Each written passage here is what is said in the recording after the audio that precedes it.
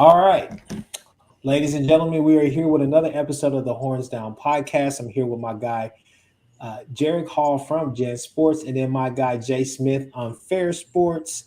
Guys, what's up tonight? What's on your mind? There's a lot of news going around in college football right now. We got recruiting stuff that's happening. Gents, I think you guys just had Yeah, big time commit today, right? yeah. We picked up Jalen Hall, so we Yeah. we upset. We pissed off a lot of Texas fans today. Thank you. We appreciate that. Oh yeah, Oh yeah, no, for sure. Thank you. But yeah, no, guys, we got a lot to talk about. So let's just jump in here. So first and foremost, OU podcast, horns down. You already know. So we got to talk about K State and OU. Jay, I'll start with you first. What are your thoughts about this OU K State matchup? Like, what are some of the things that you're excited about seeing that you feel like we need to see? Just give us your overall thoughts about this game. well, I Yeah, think no problem. I thought you were talking about me for a second. My fault. No, yeah, I'll go ahead and lead the way then. Cool. So honestly, the biggest thing with Kansas State, I look at this game similar to the way I looked at Nebraska. Both of these teams are heavy run teams. They're very explosive at the pass as far as tendency goes. One seems to win more games than the other. That's really your biggest difference. So you got Deuce Vaughn here at running back with Kansas State, comparing him to Anthony Grant. Both of them averaging well over 100 yards a game. I think Anthony Grant may be a little bit better, just a smidget better. And so in this one, Oklahoma has to stop the run. It's all about shutting down the run. Force Adrian Martinez to beat you again like he did last year when he was at Nebraska. And that way, the run game doesn't become a factor. Adrian has to do everything. You have a better chance of winning it. So the same game plan for the Nebraska game, you have to have for this Kansas State game on the offensive side. Now, on defense, K-State's defense is a little bit better than what Nebraska is producing. And so you have to block. If that line is not there protecting, it's going to be hell because that Kansas State defensive line is actually pretty solid. But if the protection is there and the tempo can go, we shouldn't have a single problem winning this game. I think the biggest key factors, though, is really stopping the run, stopping Deuce Vaughn, and forcing Adrian Martinez to beat you. Yeah. I'll jump in here and I'll just say that I think one of the things that we have to do is just be physical, be ready to be punched in the face, be ready to punch back, be ready to fight out there, be violent on both lines of scrimmages, right? On both sides of the line of scrimmage, you need to be violent out there. Definitely excited for the matchup. I think it's another really good test for this defense, for this offense, for just OU in general, to kind of get another, I wouldn't even say a national spotlight game, but just another game kind of in the national eyes, just so people can see what I think all us OU fans think that we're getting now, which is a solid defense, above average defense now, and then also an offense that can click on all cylinders as well. I think as far as this matchup, I'm not really sure with K-State, but what you're going to get, because we all know that they love to throw the entire kitchen at us, not just the kitchen sink. And what I mean by that is that when you go back to the Missouri game, when you go to hell, even the Tulane game, you're seeing them in pistol formations. You're seeing them kind of use like a power spread offense almost. Adrian Martinez may have a higher ceiling or more upside than Skylar Thompson. However, one of the things I think we all need to realize is that Skylar Thompson's a way better thrower, in my opinion, than Adrian Martinez. He's a way better passer. But even with that, there's still a threat of Deuce Vaughn with his legs and his running ability, and then also Adrian Martinez as well. So you're just wanting to see, you take that step, because Jay, I think we both can sit here and say in the past, OU has struggled against mobile quarterbacks, right? So it's going to be Yep. interesting to see, can we keep him contained? So a lot of QB contained. You're going to have to be ready for a lot of things, and then also just being disciplined, because these past few years under the Grinch system, we just shifted way too much. We shifted almost out of the play, not just out of position, but almost out of the entire play. So they were able to take advantage of us with a lot of like pre-snap stuff. So you want to hopefully see a lot more sound football. Jance, what do you think? Well, for me, because I had to take a look. Because I actually went back and I watched the the Kansas State Tulane game a little bit, and I didn't really check the statistics, so I'm just kind of doing that right now. But for the most part, I mean, going back and watching that game for like a little bit, man. I mean, Kansas State. I mean, I had Kansas State as a potential dark horse to win the Big 12 in the early stretches because I thought that with that running attack and the offensive line, and I thought the defense was going to be much improved. That I thought that maybe Kansas State could be a challenger to Oklahoma for this potential game. I had this potentially as an upset, and maybe it still can be because if Oklahoma doesn't show up, we've seen before that obviously there are some teams that can sneak up on that obviously can sneak up. It's the Big 12 play. It's a very, very competitive conference. These in-game games it's very difficult. I think for the most part with Oklahoma, I think again the ideal situation is to stack the box.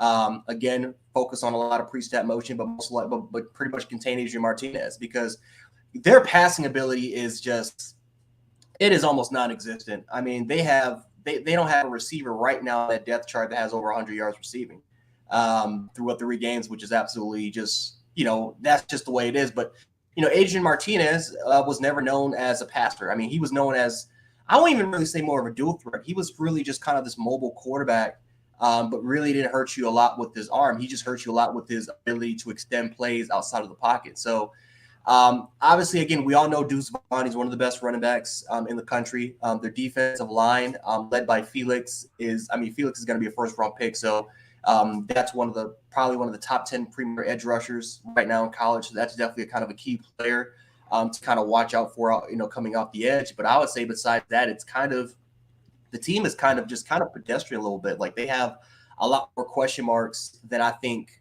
answers. I think at this particular point, I think for Oklahoma though, it's just about execution. I think we all know Oklahoma is the better team. At this point, it's just about executing, and for the most part, I think a lot of people will probably pick Kansas State as a potential upset, or maybe choose this game as an upset sleeper, because I still feel like they're going to look at the Oklahoma-Kent State game, and they're going to look at that, and they're going to look at that particular matchup and say, you know what, Oklahoma, they came off of a rivalry game, they destroyed Nebraska, they might, they went to a hostile environment, now they're coming back. Maybe they're a little full of themselves this game and maybe sleep on a little bit on Kansas State. And we all know Kansas State can cause trouble to the Sooners, like they've done it before in the past. So I think that this is a game that if Oklahoma simply just execute, the play calling is there, the players follow to their assignments, I think Oklahoma's going to blow the team out. If not, this could be one of those situations like we've seen in the past where maybe this game's a little bit closer than I think a lot of people expected, maybe to a point where it could be an upset, only because the assignments and the execution is not really there. I think you made a good point with that, though, Jance, that this game truly is going to be the test for the OU offensive line, especially with Felix. He's got 2.5 sacks so far this season, and he's everywhere. So he's someone that you have to pay attention to. And I think that that's really it when it comes to the offensive side for Oklahoma, is if they can contain and protect Dylan Gabriel, and Dylan Gabriel can actually get the ball out of his hands a little bit faster, I think they'll be fine. And that's the one thing to think about when it comes to the first few games for Oklahoma. We all know, and the coaches have said this, they ran a vanilla offense and defense through the first 3 weeks, basically. That Nebraska game, we probably saw them go to page 2.5, maybe 3. And I say that because it looked like they were just barely playing. That one trick play came out. Cool. You saw a couple of different motions. You're okay, they're finally starting to open the playbook and let Dylan Gabriel really sling that thing. Well, in this game, I think that they're going to have to go to page 5, page 6, just to make sure they put this team away. Now, that's the other thing to think about this. Like you said it perfectly. Adrian Martinez is not a passer. He's got 305 yards this season. That's 100 yards a game. They're not throwing the ball very well. They're really running it. And if you stop the run, they really have nowhere to go. And the way that this cheetah roll has been playing over the last couple of games between Kanik and Deshaun White, and then throwing in even Justin Harrington, they're not letting these quarterbacks just race past them as much as we thought they would. The defense is locking down so well that I believe that's going to be the problem that Kansas State's going to have. They're going to have to figure out how to get Adrian Martinez out there in space to where he can try to make something magical happen, as well as even get Deuce Vaughn out there in space. We shut down Anthony Grant. And he was like I said, he was averaging well over 100 yards a game. And even in their worst games, he was putting up his own numbers. We held him 36 yards. That's unheard of. At the start of the fourth quarter, Oklahoma had only given up 226 total yards in that game. Nebraska averages 496 yards a game. So as long as that defense does their job, which so far it looks like it, and we are getting all the acknowledgement. I just posted a tweet about Colin Cowherd on the Herd, literally giving Oklahoma props. He says they are the second best team that he's watched this season in college football. Shocks the hell out of me. I'm very much concerned now because now the national media, even though the team did exactly what I said they needed to do, was go on national television in Lincoln, Nebraska, and show out. They did it, and now everybody's paying attention to the team. So as long as they don't walk into this game full of themselves, just like you said, Jance, as long as they go out there and just play their game, this should honestly look like the Nebraska game. It should be 49 to like 7 or 14. There's no reason why but not to, because this Kansas State offense is not good at all. They're a run team, and we are actually have a really good run defense. I really believe that you're going to see them come out there as offensively speaking. I think you're going to come out there. You're going to see them come out there with like a bunch of heavy personnel sets as well, just to try to make sure that they can run the ball and they have enough protection for him. I'm not sure if they're going to go like a max protection look for him most of the game or whatnot, but they're going to have to do something because our edge rushers are pretty damn good, and I think that they have an advantage over this offensive line. When it comes to Adrian Martinez, though, I mean, look, they can make plays. He can make plays, and Deuce Vaughn can be used all over the field, whether he's in the slot or whether he's in the backfield. I mean, Deuce Vaughn, we've seen Deuce Vaughn be used in a variety of ways over his tenure or his career at K-State. You got to keep eyes in the backfield. You got to know where they're going and where they're going to be. This is going to be a game right here where I think pressure. I think, going back to last season, what was one thing that you said watching that Nebraska OU game with Adrian Martinez? You kept saying to yourself, Jens, we said it so many times, why the hell isn't Benito rushing Martinez on third and longs? I mean, we had them in third coverage. Yeah, we had him at 3rd and 15, 3rd and 16. I know Ty said he actually liked that, but at the same time, I didn't. And I could speak for a lot of OU fans who were just kind of frustrated and confused as to why we don't have our best pass rusher rushing him on those plays and getting him out of the pocket and at least getting a QB hurry, right? If not a sack or not, or at least just, getting all of it in his face. But you want to see pressure on third down and make him uncomfortable and make him have to make quick decisions, because we all know that Adrian Martinez, the real Adrian Martinez, not this one we've seen through these first 3 games, is turnover prone, whether it's fumbling or throwing interceptions. We know that he gets bitten by the injury bug quite often, and then the ship sails after that. So you want to see pressure on them. But also offensively, you can't come out there flat. Got to be able to start fast and got to be able to sustain drives and stay on the field. Can't be any quick 3 and outs like the Kent State game, or at least that first drive at Nebraska. Got to be able to fire on all cylinders from the get-go right out the gates. This is a game right here also that you want to see improvement from Gabriel. You want to see him kind of put his stamp on this offense and show, hey, we're versatile. We can pass it. We can run it. We can be air raid one day. We could be just heavy run. We could be running gun the other day. So it's you just want to see the best of both worlds from him. Want to see him be accurate, be decisive, and just be able to connect with his receivers and get Weiss and get Farouk involved as well. I think you're critical. You're right with the Dylan Gabriel piece is he needs to start making those decisions. And I think honestly, and this is just what I thought from the beginning, is that he was being held back by the offense itself. It was more of we're staying plain Jane. We're only gonna do these specific things. Don't try to be, a hero. except for go ahead and run it 60 yards for a touchdown. But I think that now that they're starting to open this playbook up, you start to see more of his personality as the game went on. Right after that first touchdown, it was like, oh, let's go ahead and start making the magic happen. Then you start to see more Gabriel. You start making those throws. He started to make those attempts. And the good thing is a lot of the passes that he made that were off they were made to where it was either the receiver was going to catch it or nobody was going to catch it. And if he continues to do that and take those deep shots, which I expect a ton of them in this game, I think the wide receiver, this has to be the game that Dillon Gabriel has a Heisman moment. He has to go out there and truly put up some numbers because, of course, Kansas State's going to be smart. They're going to stack the box too. They're going to stop Eric Gray, who's averaging over 100 yards a game. They're going to try to make sure that Marcus Major doesn't get his either. And then if they put in Javonte Barnes, same thing. They're probably going to stack the box and say, Dillon Gabriel beat us. And if that is the case with this receiver set, Jalil Farouk finally showed that he's alive. Theo Weiss has been here and there. And then, of course, Mims has been a monster this season. This has got to be the game that Gabriel gets his 300 yards. And when I do my 5 things to look out for this game, that's one of the things I think that's going to be critical. He's got to get 300 yards eventually. This offense is built for that. I'm surprised we haven't got it yet. We could have had it against Kent State, but that's neither here nor there. He's got to get that 300-yard game if we want to see this offense really become a threat in college football. Yeah. Jens, I would just say I would ask you from an outside perspective, kind of looking in, what are your thoughts about OU through the first 3 weeks?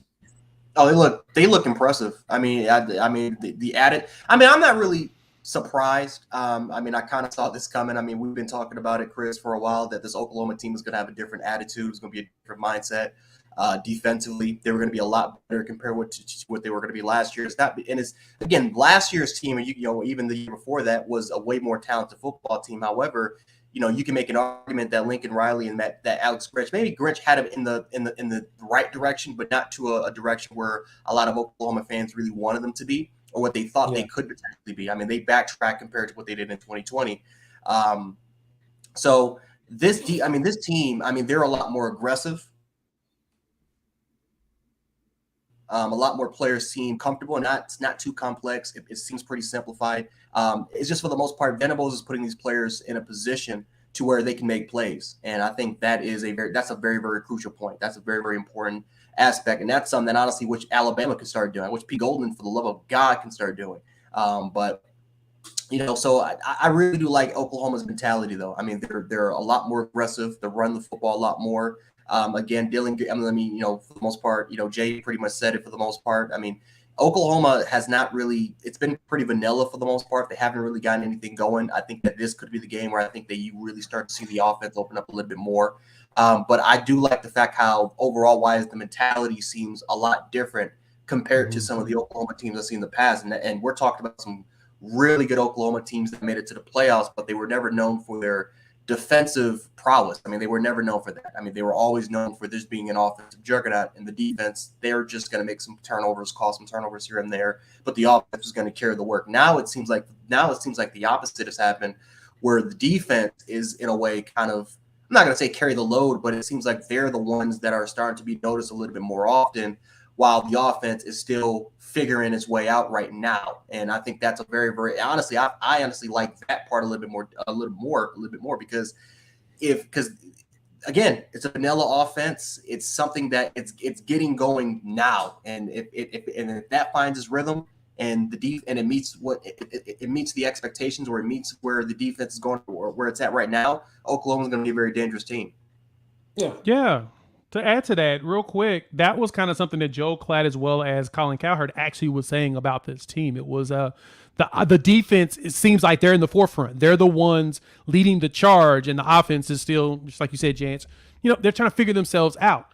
But I was watching Klatt's show last week, and he talked about what made it so beneficial having Dillon Gabriel in this offense compared to trying to get another quarterback to try to figure this out. And Lebby's offense is set up, of course, it's a hodgepodge of a lot of people. It's got the Baylor elements from Art Browse. It's got Lane Kiffin set up. It's got some of the Josh Heupel piece. But the big thing is about ratios. So the quarterback has to make decisions as soon as they get to the line to decide. That's why you see the guys on the sideline with the multiple colors. he's looking at where the safeties are set up. He's looking at where the linebackers are sitting. And he's making a decision. Which side do I have a higher ratio on? And then when I can call and change this play. That is helpful with a guy that knows the system inside out. That's helpful for a guy that's thrown for 3,600 yards his freshman year in this system.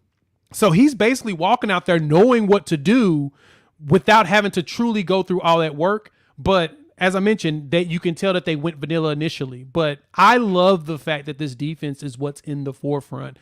It's what excites me the most about this. That's what's excited Joe Klatt. That's what excited Colin Cowherd. They both were basically saying this team is physical. It's a different team. And you can feel the energy off the television from this team compared to what we've seen back in the Riley regime. It's there. Yeah. You feel it. Man, I would just say, I think just to kind of wrap that piece up about OU. So you guys are telling me that we got to execute on both sides of the ball. Defense has to be nasty and be aggressive and continue everything that you've seen thus far these past 3 games. Got to be physical. The defensive line has to be able to disrupt that run game and be able to make Martinez uncomfortable, to be honest with you, back there. They don't have – I've heard that they have a receiver that's pretty legit, but at the same time, I'm not going to say they have bad receivers. They have capable receivers, right? Mm-hmm. So the whole thing is don't let one of them become a hero on that day, okay? And make sure that you contain Martinez. Make sure that he gets out of the pocket. There are people that's there to an assignment savvy, right? And then offensively, again, like you guys have said, they're in their beta stage. Right now, they're still working out some kinks, still working out, getting that flow or whatnot. So I definitely think that we will be successful against OU. I'll go ahead and put my score prediction. I'll say 42-17 OU. Jay, what you got? I mean, that's a solid one. To be honest, I'm going to go with 49-7. I think that it's going to be similar to Nebraska. Once they pile up on that run and they slow down or stop the monster that is Deuce Vaughn, I don't think Adrian Martinez is going to get it to those receivers. I don't think he's going to be able to handle the pressure. 49-7 for me.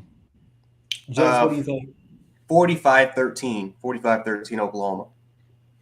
All right. So we're going to stay on OU, but we're going to switch it up a little bit, and we're going to go to a different topic, which is kind of near and dear to, I think, a lot of OU fans' heart right now, because we're just trying to figure out why the hell this is even still a topic. But we're going to talk about a little bit. We're going to talk about Bedlam. So, Jay, I mean, literally every time that OU talks about Bedlam continuing after the move to the SEC, it seems like they're responding. Now, I've seen some OSU fans say, well, Joe C has said that they have limited availability to play them. They can't do this, they can't do that. But from everything I've seen from our side, it seems like OU is saying, no, we want to play. We want to play. Let's make it happen. Let's figure this out. What are your thoughts about this whole thing since Gundy came out there at his presser? I know, right? So, and all the stuff that I've seen as well, the biggest problem has been is that Oklahoma State's already got their non-conference schedule booked out for like the next 15 years, basically, which most college football teams do.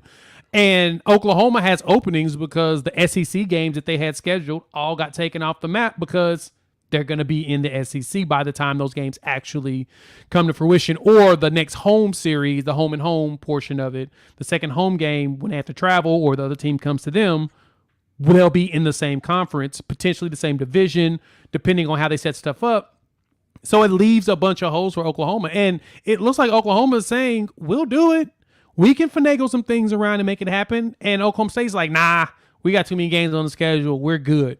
Now, I do see it happening probably closer to 2032, 33, that they'll bring it back because truth be told, it can be done. It doesn't matter that Oklahoma's not in the same conference. Iowa and Iowa State does it right now. Florida State, Miami, all of them find a way in some capacity to play each other. But anything, Florida and Florida State does it. Georgia and Georgia Tech plays. Everybody finds a way to make it work. It's just that Oklahoma State's probably salty that Oklahoma and Texas are leaving, and they're leaving them behind because Oklahoma did not fight to bring them. It was really them in Texas. They said, you know what? We're going to leave. Now, that leads to another conversation to me that we probably can have later. But I'm asking the question, does it even make sense now for OU and Texas to go to the SEC now that they've expanded the playoffs to 12 teams? Does it make sense to actually go to the SEC now? Now, if they feel like they want to do that because of money, which will be the only reason why you would go, sure, that makes sense. But recruiting and getting the right players and stuff, they can do that at the Big 12 now because they have a coach that can get the players that can beat SEC teams. Well, money is obviously the overall focus, but you got to think the 11 a.m. kickoffs. That does kind of hinder your ability to recruit at some point in time because you're not able to actually host as many kids. You're not being able to get those kids in there because 11 a.m. kickoff after a Friday night football game, that's a pretty tough turnaround for some kids, especially when you're recruiting on that national level. But they're negotiating that ESPN and Fox contract right now. That's something easy to tell them. We need to let lower teams play those day games if we can. The writing is on the wall. The Big 12 is going to have to figure something out. I mean, in the grand scheme of things, it would be great. But, I mean, I think the SEC is still irresistible to I think it's still irresistible to Texas and to OU. I mean, obviously, Texas wants to mix it up with the big boys money-wise, maybe not playing-wise. But when it comes to, like, OU wants to get in there and wants to rough it up as well. But, I mean, I think it's really appealing to them. And I think once you go to the SEC, you're going to see a boost overall throughout your program, throughout your facilities, throughout just the overall vibe around your programs overall at these universities. But nevertheless, I just want to say, I just think that it's a lot of the assertions that Gundy and some of the OSU officials are making about this whole thing are just so unwarranted and just honestly just kind of outlandish when you listen to it. I mean, Jance, I'll bring you in here. How would you feel? I know you kept up with it here and there, but how would you feel if Auburn came out and said, hey, Alabama wants to go to the Big Ten, so and they're the one who are ending the Iron Bowl Classic? You know, how would you feel about that? Yeah, they're petty.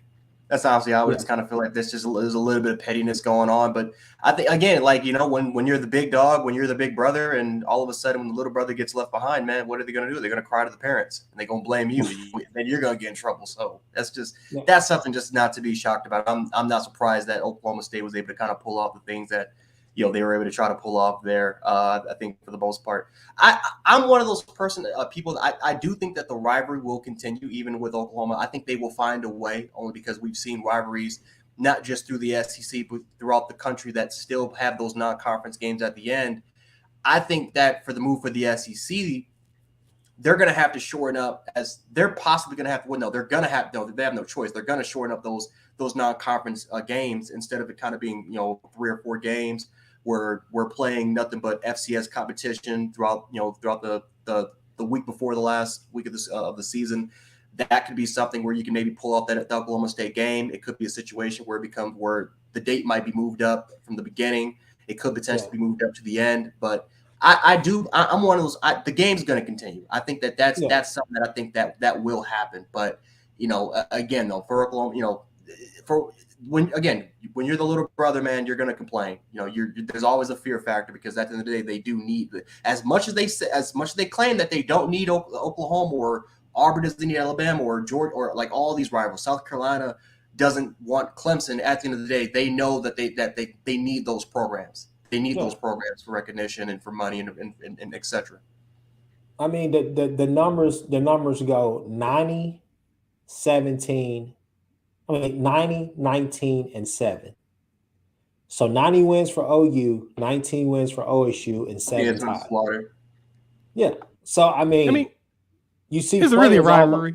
And that's it's like Serena and Maria Sharapova. Like, it sounds cute to say that it's a rivalry, but when you have that lopsided of a dominance, it's more so we're doing y'all a favor to help y'all get on TV. That's really what we're doing. So, I mean, not to discredit what they're doing down there in Stillwater. I mean, Gundy's a really good coach, and I'll go on record saying that. But at the same time, I think that just some of the some of the things that have been said, I'm just like, hey man, y'all can handle this better. Y'all are going out here in public and trying to turn this into Jerry Springer and Jerry Springer Power Hour, right? A power block with Jerry Springer instead of just saying like, okay, let's try to handle this internally.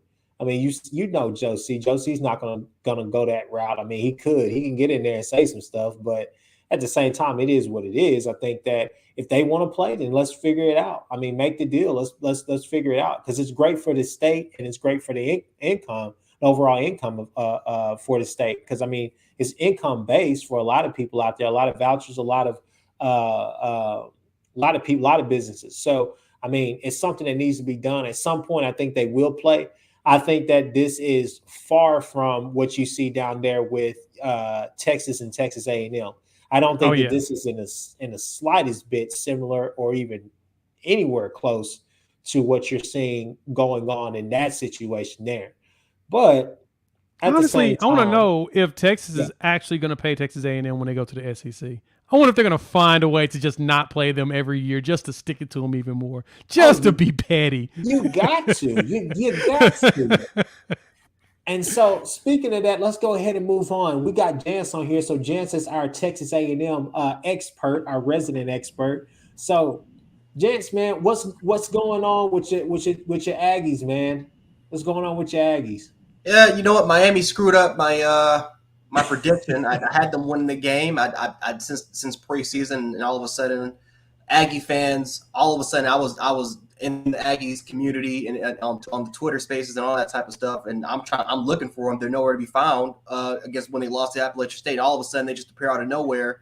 Just hundreds of them. All of a sudden, I get mentioned by their bar stool, and now I'm back to being public enemy number one according to Aggie fans. No, but you know, I still got them going 7-6-6 or 7-5. Again, you know, a lot of Aggie fans are jumping right on the bandwagon that Jimbo Fisher is going to figure the situation out. Listen.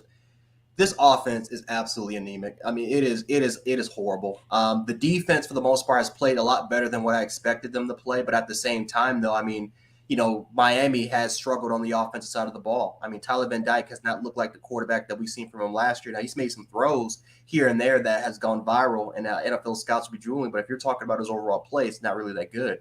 Appalachian State pretty much, you know, and this is the two common themes that I've noticed. Sam Houston State. And really, you can make an argument. Miami did this. All three opponents dominated A&M's offensive line. And again, it's not like they lost three or four players. That's a completely different unit. Like they lost a couple players, Kenyon Green, a notable name. But a lot of those, but again, Aggie fans will claim that they have two freshmen that shut down Will Anderson, right? Bryce Foster, he came back. Well, again, incredible effort by Bryce Foster, but he came back during the A&M game. I didn't see that much of a difference with that offensive line. I saw a Miami team that gave up a lot of opportunities, that really couldn't score in the red zone. That should have been a game that that they should have won that game. But it is what it is when it comes to that standpoint. Now A&M fans want to kind of jump right back on the bandwagon. But no, I mean, A&M still has a difficult stretch. I mean, because now they're going into conference play. And even though for the most part, and you know what, I will say this, I think South Carolina can sneak up on them. I think South Carolina, I mean, I know Spencer Rattler has played horribly. And I mean, he's played horribly. The offense really has to kind of help him out. That Beamer offense really hasn't helped him out. Defensively, I don't think it's been as bad as what a lot of people will allude to. Georgia is Georgia. I think a lot of people focus on that game. Arkansas, South Carolina had a lot of opportunities to make plays. I think that's a very, very young and talented South Carolina defense that I think will sooner or later find their stride. And I think the A&M game could be that because their offense is not explosive. The only two players that really can give them a threat is Devin Ackney and Ananias Smith. That's pretty much just about it. There's no one else in this offense that I would fear. Chris Marshall, I don't know what's going to happen with him because Chris Marshall, Denver Harris, and Evan Stewart were all suspended last week for violating team rules. I think we all seen the Denver Harris one where he pretty much thought he was Han from Fast and Furious Tokyo Drift. But for the most part, I mean. A&M is just they're a team right now that everything that I'm seeing from them right now is exactly how I planned it out to be. Their offensive line was gonna have issues. The quarterback position, even with Max Johnson, who I think is better than Haynes King, is not that much of an upgrade compared to Haynes King being in there. Because again, now you lose that mobility. Like Haynes King at least brought the mobility. Max Johnson is a little bit of a better passer, but he doesn't bring that mobility. And I think you saw that when Miami was able to were able to kind of send the dogs right after him, and Max Johnson could not really use his mobility to really escape the pocket and extend plays at times. So I think that A&M will have once again a rest stretch. I think they will. They will either go 6-6 or 7-5 in my book. I know Aggie fans are jumping right back on the bandwagon, and I know a lot of them have got them winning against Alabama, and not just winning but destroying them. So we're definitely going to find out about that. But nothing has changed my mind about them at all. So Miami. I mean, no, excuse me. Texas A&M played like they really wanted that game. That's something I'll definitely say. It seemed like they had some bulletin board, and material. They still should have lost.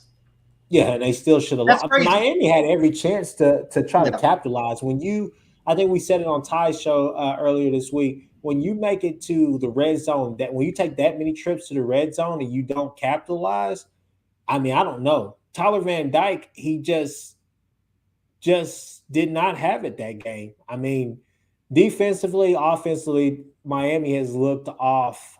Like they just look totally off these past 2 weeks, because I forget who they played the week before, but they struggled with them as well. And then coming into this game, you're good, but you're struggling. You know, they put up 70 that first game, but I don't know. So, hats off to Texas A&M. They got the win. They did what they needed to do to secure the win. But now, who do they play next week, gents? South Carolina. I'm about to check on that, but I do believe I do believe it's South Carolina. Yeah, I think you said that. Jay, you got any parting shots on Texas A&M? Man, I looked at a lot of that game against Miami, and yeah, Jance, the biggest problem that I think with A&M is literally Jimbo Fisher. I don't understand the appeal of this dude. He's supposed to be an offensive guy, and he has yet to figure out an offense. He had one time he figured out the offense when they beat Alabama. Outside of that, what are they doing? Like, Josh Pate said it perfectly. His offense has expired back in 2014. You have to evolve. You have to grow, move forward. Bring in an offensive coordinator that's a little bit more inventive and figure something out. But you can't use that old offense that, honestly, the only reason why you won a national championship is because Jameis Winston was back there carrying that team. If you don't have a guy like that who showed some mobility, and we all know Jameis can't run, as well as being able to throw and win a national championship, he was riding high off of that. That's literally all he had to offer, and we ain't seen anything from him since. And then all the scandals and potential scandals he had out there at Florida State made him leave. They need to get rid of Jimbo Fisher. It's going to cost them $95 million, but they got to find a way to get rid of that dude, because he's not going to lead them to nobody's promised land. He literally will drag this team to the ground, and it will be, of course, their own fault for paying this dude and keep paying this man. But I don't understand the appeal of him. I don't think their offensive weapons are that bad. I think it's just him. I think he just sucks as a coach. Jance, they play Arkansas next week. Yeah. Arkansas, the Southwest Classic. Yep. Southwest Classic in Dallas, baby, at Jerry's Circus. World. Okay. But yeah. So, see, now we're at SEC play, because then I think the following week they play somewhere around Mississippi State. They travel to Mississippi State, and then it's Alabama. Yep. So like I said, that they're about to go on a difficult stretch, and a lot of those games are going to be on the road. This is it as far as having those home slate games. I mean, they're going to this is a very, very difficult path. They have 3 straight road games. They got Mississippi State, they got Alabama, and then South Carolina. Oh, God, that's going to be a grueling trip. By the time they get to South Carolina, Spencer Rattler will probably throw for 300 yards, because they're going to be so beat up in that Alabama-Mississippi State game that, they might actually lose Arkansas might beat them. And Arkansas beat them up at Jerry's Circus, so that's a road game. Site game. That's a neutral site game. Yeah, that's technically a road, yeah. That's a longer travel for them, isn't it? Huh? That's a longer travel from College Station than it is from Fayetteville. That's probably about even, Fayetteville and College Station going into Dallas. So, but I mean, never it's mind. still a neutral site game, and so legitimately, you're on the road for four straight games, 4 straight weeks. You're on the road. So So it's going to be interesting to see how they come out of that stretch. You guys got any predictions? You want to say 2-2, 3-1, Oh yeah, 2-2. 1-3? They'll lose to Arkansas. I think that game's going to be a lot closer than what I expect than I think we're going to expect, because I think Arkansas is a lot. And I said it probably after the Cincinnati game. That team has a lot more holes than I think a lot of people are. I mean, I think people are just kind of riding on the high of Sam Pittman and just how well coached that Arkansas team is. But I don't think they're as good as they were last year. I think they have some holes in their game that I think A&M could potentially expose. Yeah. But I think Arkansas will win that game. I think A&M is they're just not a good team this year. They're just not a good team. And I think Jay pretty much said why. It's because of Jimbo Fisher kind of holding that team back. I think the team is right now, I think the team from a continuity standpoint, I think is kind of in shambles right now. You got a lot of their freshman class liking other teams' picks. I mean, you got everyone wants to like Texas picks now, Oklahoma picks. I mean, the team. I mean, again, players are getting three of their top players were freshmen from their class are getting suspended. It's everything is. I hate to say it, everything's kind of falling into place. Everything is kind of falling into place right now. And a big partial blame has to go to the A&M fan base, because these unrealistic expectations. They do it every year, where they sit up here and say, we have Jimbo Fisher. We have, according to our blue chip ratio, we have a top 3 recruiting class. We should win 10, 11 games every single year. And I feel like, and they feel like this could be the season to do it, because it's the Alabama high.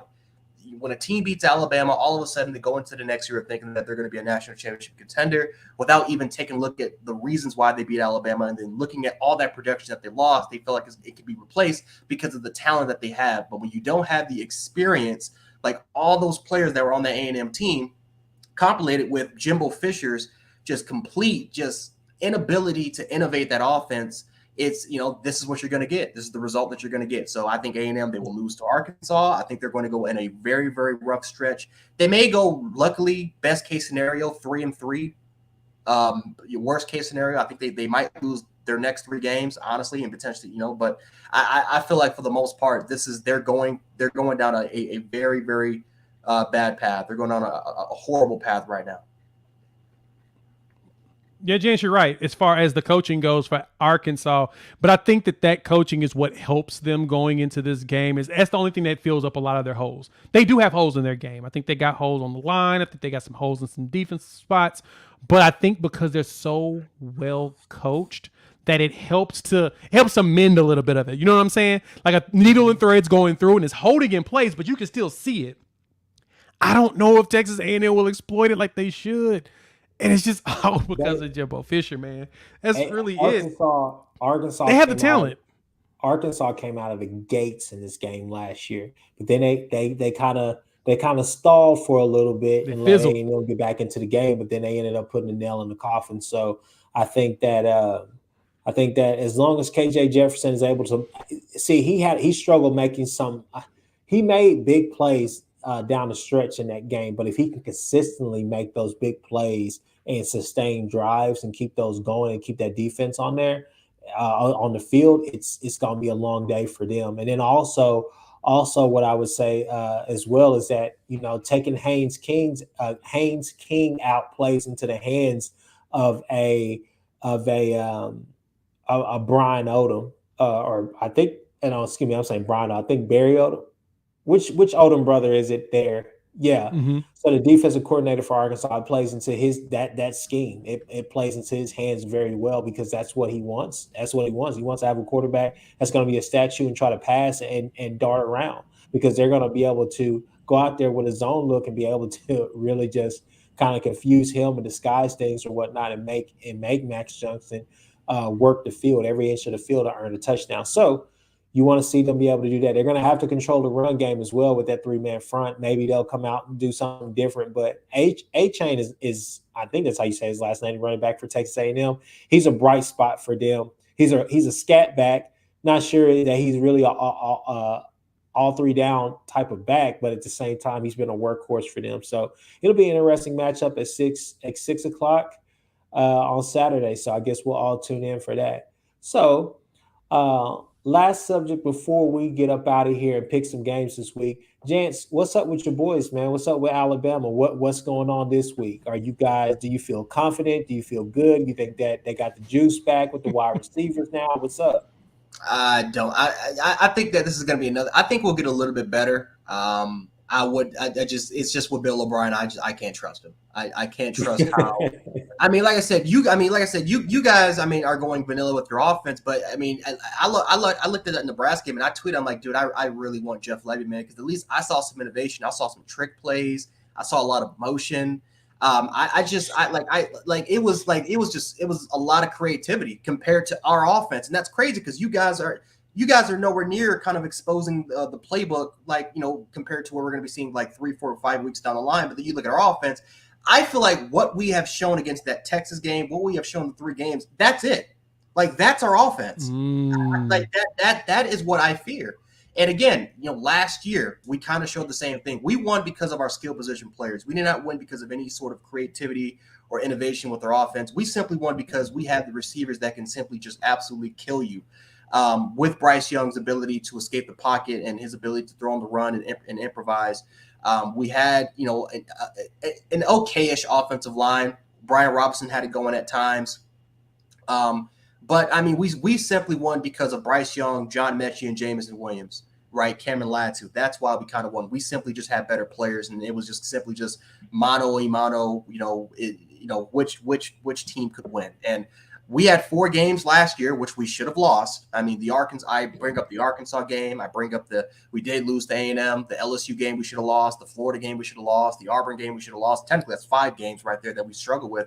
That one of them we lost, and 4 of them we probably should have lost. And if it wasn't for the defense coming in late stretch, and if it wasn't for, in a way, Bryce Young's heroics, we would arguably be an 8-4 football team last year. So this is kind of the same thing going into this season right now. I mean, now again, we'll beat Vanderbilt.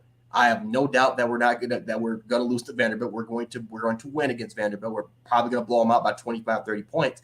But just like how I said last week, even though Alabama won by gazillion points against ULM Monroe, we did not look impressive. We didn't look good until the second half when it was in garbage time, when we started to kind of rotate a lot of our backs. That's when we look good. I mean, so for this game, everything has not been going. Our receivers kind of failed to separate, but Bill O'Brien is not putting these players in the best position to make plays.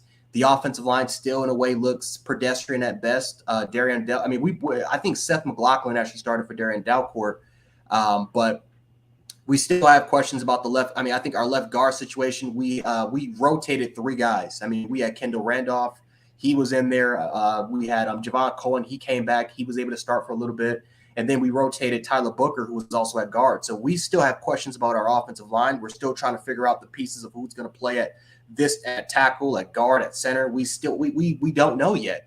Cornerback wise, it's still a battle. Even though it's still a battle in my opinion. Honestly, I think the best situation for our secondary is to put Terrion Arnold and then Eli Ricks at the field corner. Like, those are the 2 best guys, because Kool-Aid and Kyrie Jackson. Jens says Kool-Aid. I mean, not Jens, but Ty says Kool-Aid and Terrion Arnold should be starting. He said those are the 2. Nope. Yeah. I've been hearing a lot about Kool-Aid the last couple of weeks, man. Everybody's like, pull that boy out. You know what Jen sounds like right now? A spoiled Alabama win. Alabama fan. They're winning ugly, and he's not pleased. Weren't you guys like that though? You guys were like that. You are 100% right. Look, there's a lot of spoiled OU fans out there right now. Ask Dylan Gabriel, because Dylan Gabriel has he's done nothing wrong except miss a few passes. Right. And there are some OU fans who are like, nope, get him out. Take him out. Put in General Booty. I like General Booty.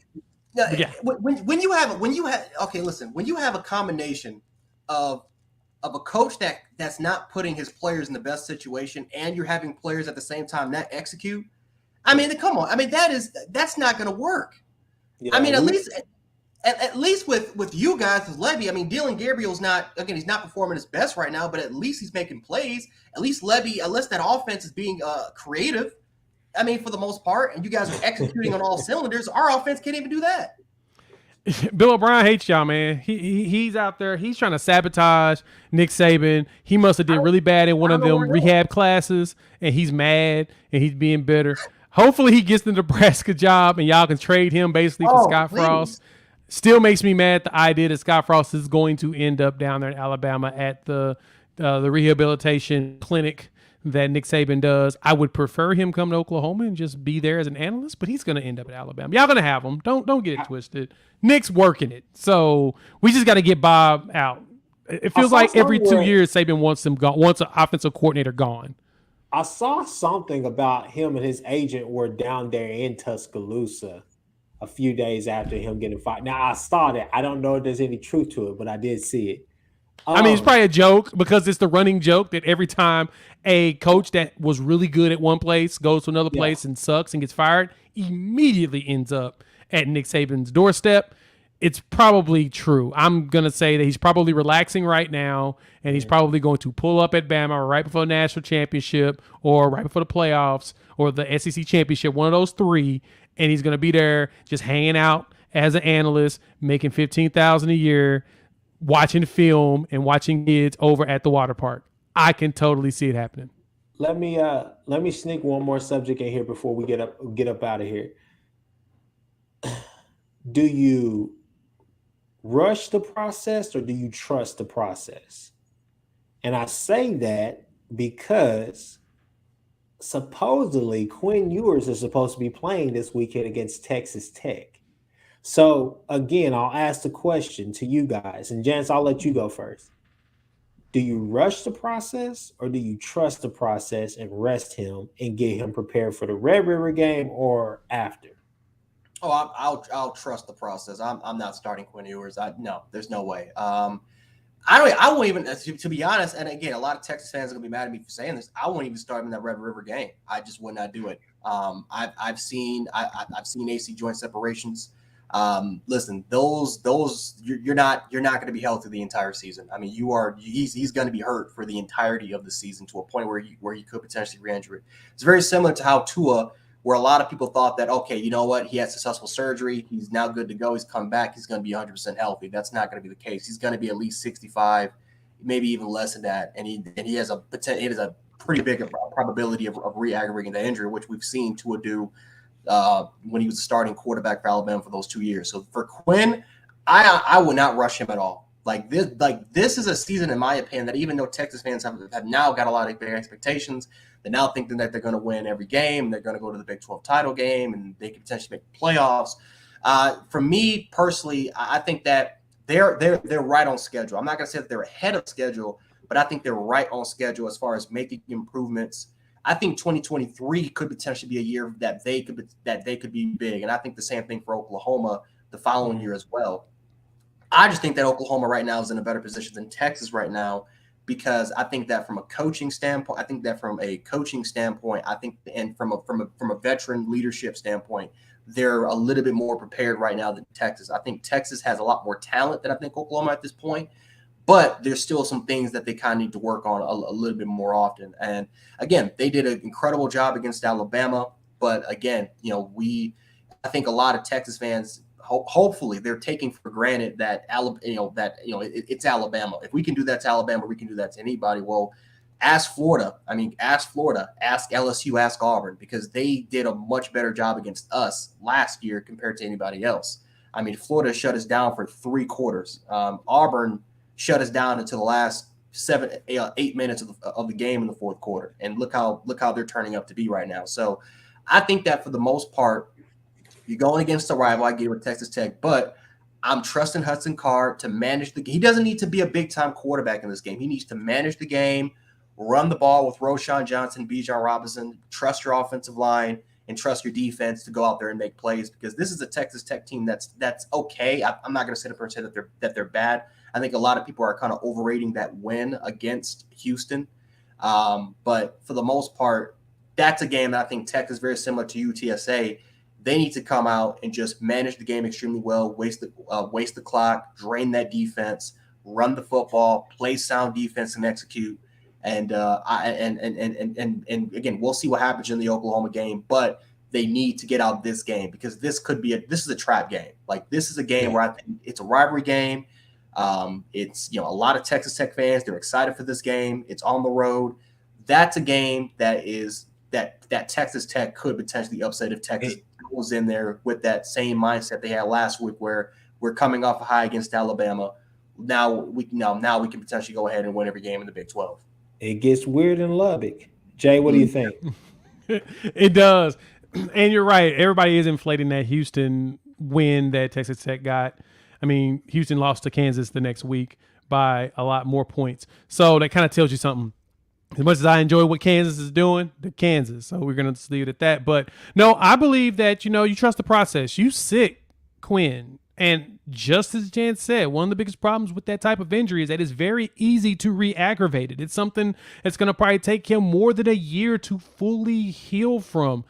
And you put him out there and he gets lit up once or twice because he's going to take some hits. He's not a quarterback that's going to shy away from being hit, and he's going to stand there strong in the pocket and throw it. We've watched him do that before. He gets 1 or 2 hits and he's gone again. That's the last thing that Texas needs. Let Hudson Card go out there, manage that W, just do the Roadshow game as well as Bijan. Let Bijan get his 200 yards rushing and call it a day. Now, the other thing about Texas is that overall Texas is always going to be a better on-paper team than just about anybody else. They're one of the schools that gets some of the best recruits every year, just like Texas A&M. The difference between them and every other team that they play against is always coaching. Not saying that Sarkisian's a bad coach, but Sarkisian didn't do that much magic up there at Washington. He didn't do that much magic when he was at USC. Hell, as soon as he left from Washington, Chris Peterson took over there and went to the college football playoff at Washington. So that tells you something. Somebody knows how to coach.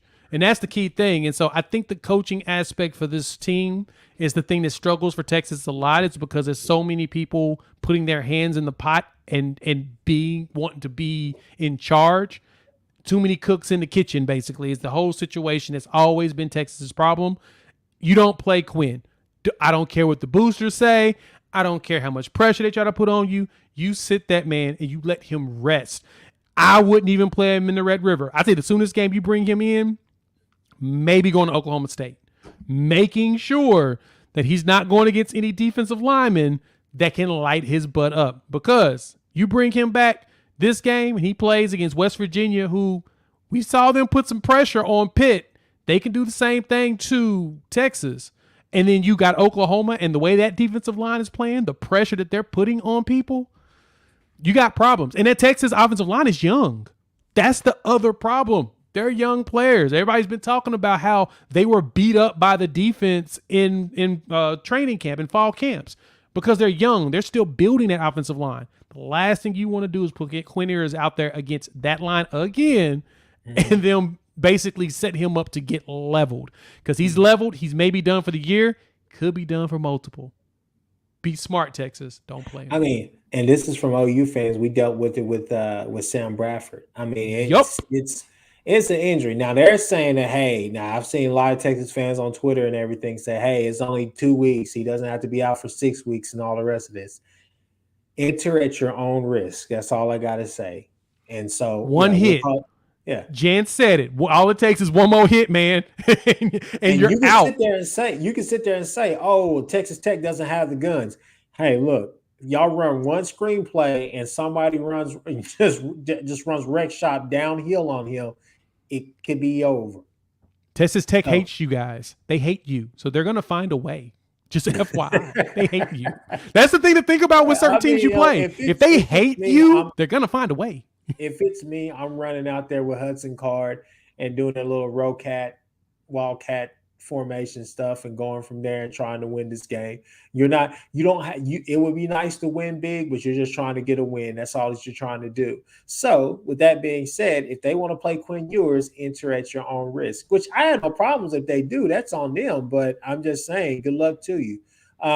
They should win that game handily. You would think that they would. They put up 70 points on them last year. Granted, Casey Thompson was the quarterback, but at the same time, this Texas team is they would say is more talented. I would say they're just a little bit more hungrier this year, but at the same time, we'll see. So for the last 7 guys, we're just going to run through a bunch of games. Just give me, when I say the name, just tell me which team that you think is going to win. So let's pick out some of the big games. Let's go with this Georgia-Kent State game. Does Georgia cover? They're favored minus 45. Does Georgia cover? Yes, I think Georgia will win that game. Possibly, I'll say maybe 52-3.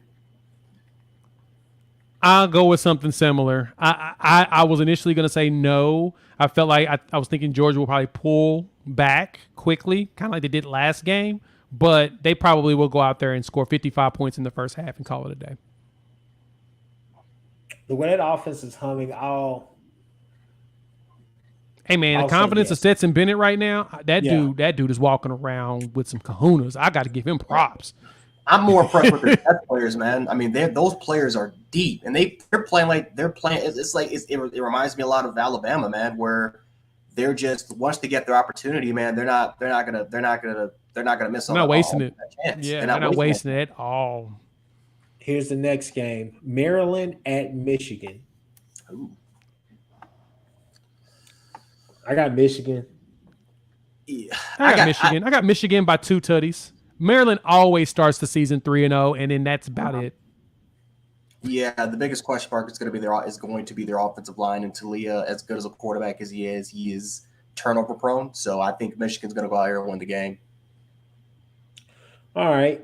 Next game, we got Clemson at Wake Forest. Is Sam Hartman playing this game? Yes. Mm-hmm. Mm-hmm. Give me Wake Forest. I'm going Clemson. I think their defense is just too good. I think their defense does enough, and DJU will do enough to not ruin what the defense is doing. I'm gonna go with Clemson too, because I think that DJ I think he's playing at a point where he's starting to. They don't want him to be a big time quarterback, and I think they know he's not a big time quarterback at this stage of his career. They want him to manage the game, so I think he's gonna take proper care of the football. Defense will do their thing. I got Clemson winning. I got Wake Forest. Clemson is only -7, but I got Wake Forest pulling off the upset, guys. I think Sam Hartman gets the job done. I think he throws for a lot of yards. Let's see. Penn State will win that game. Baylor at Iowa State. That's a good one. So Campbell and them are coming off a nice little high. They finally beat Iowa for the first time in his career there. This could be a letdown game for them, but since they're at the crib and it's early, Baylor hasn't been that impressive to me this year. Like, I thought they were going to be better than what they are. I thought this new quarterback who got Bohannon out the paint was going to walk in and do some magic. I ain't feeling it. I think Iowa State pulls the upset. Yeah. I think I'm going to go with Baylor. I don't trust Iowa State at this point. They haven't been particularly bad, but I think Baylor's going to be a little bit more motivated to win this game. This is a conference game. I think Baylor's still pissed off about their loss to BYU. I think they're going to come out firing. I don't think they're going to blow them out, but I think they'll win in a close one. I got Baylor.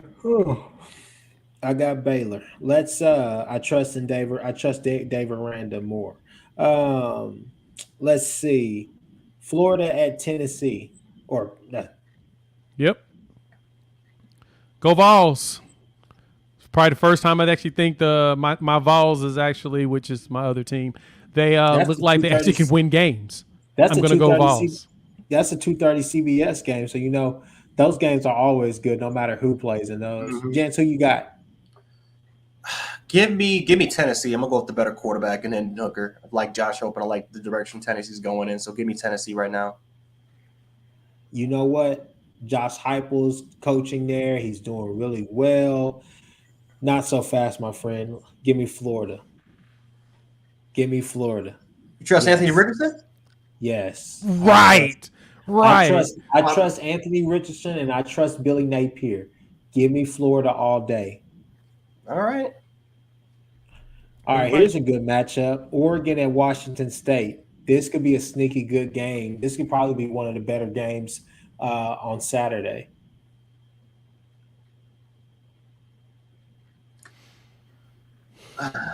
Boy, I'm going to go with Oregon. I'm going to go with Oregon based off of their talent. I think that they're going – no, never mind. I'm switching it up. Washington State, I can't trust Bo. I forgot Bo Nix, the quarterback. I can't trust Bo Nix. Even in that impressive one against BYU, there were still a lot of things I saw from Bo Nix that I'm like, you can't trust him. Even in a blowout. It felt like I was watching Auburn. Yeah, and I was just like, what it is felt literally like, exactly. Felt like I was watching Auburn. There were some things where you were like, hey, Bo, you've been working, and then there were some things where you were like, what the was that? No, I trust Washington State. That's a home game. They're going to be rowdied up. That I'm going to go with Washington State. I can't trust Bo Nix. I can't do it. Yeah, I mean, traditionally I wouldn't want to trust Bo Nix either, but Oregon to me has better talent than Washington State, and I think Dan Lanning is a better coach. So I think the coaching will be enough to make sure the talent does their job and they can overcome anything that Bo Nix does, and they'll win this game. Let's see. So I think all of us are taking Arkansas against A&M. Yes, sir. I would just say I think all of us would take Ohio State over Wisconsin, right? Mm-hmm. Okay. Yeah, this year, yeah. Here's a big game. One team is 3-1, the other team is 3-0. One team is minus 40.5, but Jesus, really? Those damn Commodores are coming to Tuscaloosa. We'll win the game. I don't think we'll cover, though. I don't think we'll cover the 40.5. I think it'll be somewhere in that 30 range, but I don't think we'll cover. I think our offense still needs to work on some things. I think, Vanderbilt, they're a little bit better than ULM. They'll give us a little bit of a headache, but Bama will blow them out. We just won't cover. Right. I think the Vanderbilt does. They're going to be an annoying little gnat at the barbecue. They're going to be in their ear most of the game, and then at a certain point, Bama's just going to pull away. Finally, get the fly swatter. Finally, get the light out to attract them and zap them, and it be a done deal. I think at Bama does not cover, but I think they blow them out by at least three touchdowns, at least. Yeah, I think you see Bryce Young probably throw for over 300 yards, have at least 2 touchdowns in the air, and probably have at least 1 or 2 touchdowns on the ground as well. I think Will Anderson probably gets loose. You see him and Dallas Turner, and probably some of your depth charts show as well. I think you'll see a lot of sacks this game. So I think they'll be able to get loose. I think all of us got Oklahoma over K-State. Mm-hmm. Let's see. I think the last game, which will probably it's at 8:30. Jesus, thank God that game is early. USC at Oregon State. Are we worried? Are we confident? How do we feel about the Trojans going to play those damn Beavers? Keep it a buck. I honestly do believe that Oregon State's going to put up a nice fight, especially if they're in Corvallis. They have a tendency of doing that at home. Yeah. I don't know how I feel about them this season. I do think, they're 3-0 to start. They've had some they put up some numbers. Jesus. Okay. I think it's going to be a lot closer than we expect. I think USC wins it, though. I don't think USC covers, but I think they do win the game. USC is 6.5-point favorite, so I don't think they cover. I think they win. I don't think they cover. Yeah, I'm going to go with USC too. I think, again, this game is going to be really close, though. I think Oregon State they're a lot better than I think a lot of people give them credit for. That was kind of one of my dark horse teams to potentially sneak up and win the big Pac-12. So that's a team that I think is they're really good. That's a very, very solid football team. They're probably not going to, they're at least winning around 7 or 8 games at least this year. I think, again, USC and Kchris, you say it a lot, where Lincoln Riley will struggle against teams that he should beat. This could be a game that he could do that. Like, this is the one game where I think it could happen, which is I think Vegas kind of agrees with me on that point. But I think USC pulls it off very close. I'm gonna go with USC actually, and I'm gonna go higher than 6.5. I think USC will be able to pull this off. I think they'll win probably by.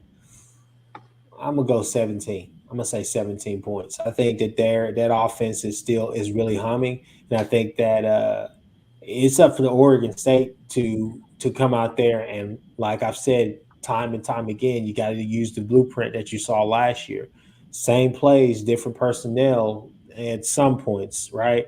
So what you got to do, you got to slow the ball game down. It's got to be a battle for time of possession, right? You got to be able to slow this game down and slow that offensive down, keep them off the field. But not only that, you can't let Lincoln cause stress on your safeties. I mean, that's what he's wanting to do. He's wanting to cause stress on, especially when you're in those zone concepts or whatnot. You're going to have to. I mean, I think we all know that Caleb has taken a step, but I think the question is still out there. And if Ty was on here, Ty would say the same thing. Can he beat that too high safety look? Can he beat that soft shell zone? Can he beat those matchup zones, right?